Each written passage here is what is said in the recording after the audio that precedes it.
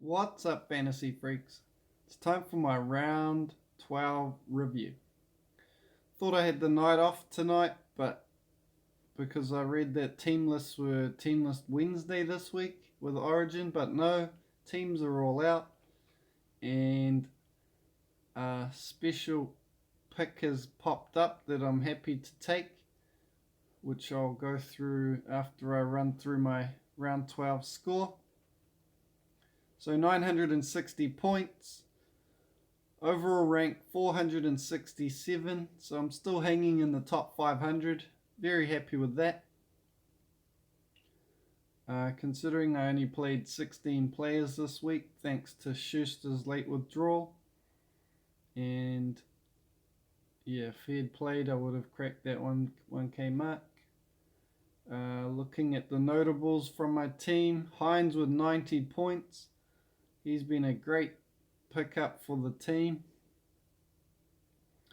Walsh was 66. Managed to pick him up and get some points and some cash. We had Laurie was 64. Captain Cleary, happy, was 72. And Fafita was 79, so glad I held him. Watson was 68, another big score from him. And Papali'i with 56, even with a sin bin. So he looks good. And Harris with 55. Take that for one of his lowest, if not his lowest score for the year. And looking at some of the poor performers, we had Brayley with 39 and Moses with 42. Opachik with 19, had a poor week this week. And Tommy T with 31. It's not what we expect from him lately. Definitely didn't expect the Knights to beat the Seagulls. And yeah, don't know what went wrong there. And Olam with 22's been a real crap addition to the team. I worked out that if I had picked up Burton instead of Olam, would have picked up an extra 100 points.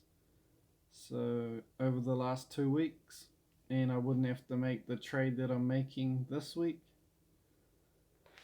But that's fantasy. So moving on to my trades.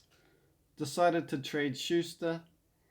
Looking at my team, there's not really too many options of players that I want to trade. Crichton, Harris, Fafita, and Cleary are all keepers, so not going to trade them. And same with Tommy T and Tedesco. So that pretty much, and all the other players are playing round 13, so I'm not going to trade them. And I've just got, Schuster and Walsh that I can trade really. So Schuster I think's a good trade out because I heard his name mentioned that he would be a good guy to have around Origin. Could play 18th man. Could be a perfect bench option. He can play in the halves and on the edge. And he could pretty much play anywhere. So I have a feeling he could get into the Origin squad for Game 3, which would mean he wouldn't play round 17. So, but even if that doesn't happen, I still think he's not a keeper. He's not at that top level. So Jones has popped up as the perfect cash out option, 233k. He's starting in the second row. He should get good minutes and he'll get at least 40 points. So, and then he'll be just sitting on my bench, so I'm not wasting cash on my emergencies. And Walsh, because he's out this week and he'll be out next week because of his suspension, so I will bring in Burton, who's got a low break even, playing in the halves. I reckon he'll get at least 50, but potentially a lot more, and he could make an easy 100k over the next couple of weeks. That leaves me with 463k in the bank, which I can use to upgrade and get a couple of players I want to get. CHN from the Raiders, he's got a low break even and looks good at the Raiders. And Avarillo, averaging in the 60s for the last 3 weeks.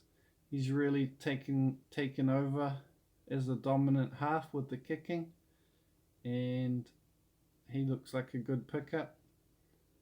So that'll be 2 players for round 17, and then I'd want to get Walsh and Curran back into my team. So that's another, that would be 4 players for round 17, and that's pretty much the only players I want to get, leaving me with 10 trades in the bank, and then I would take that through to round 18, and then from there basically just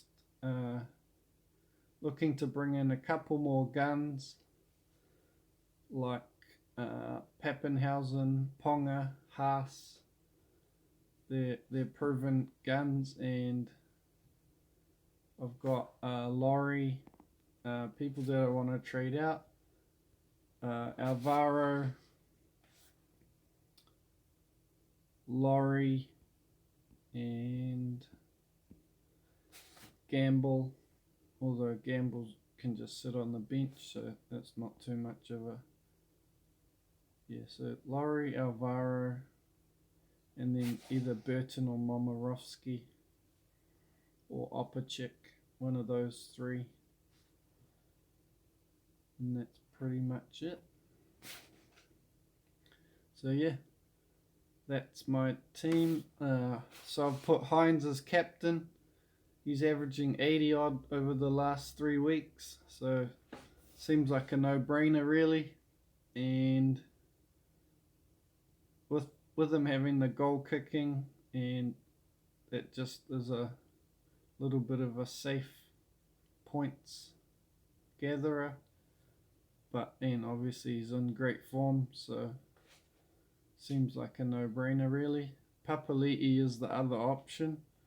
Potentially he has a less likely to get a really low score, but I think you got to go with Hines with the higher chance to go big. And yeah, good luck everyone for round 13, and I will see you in the next video.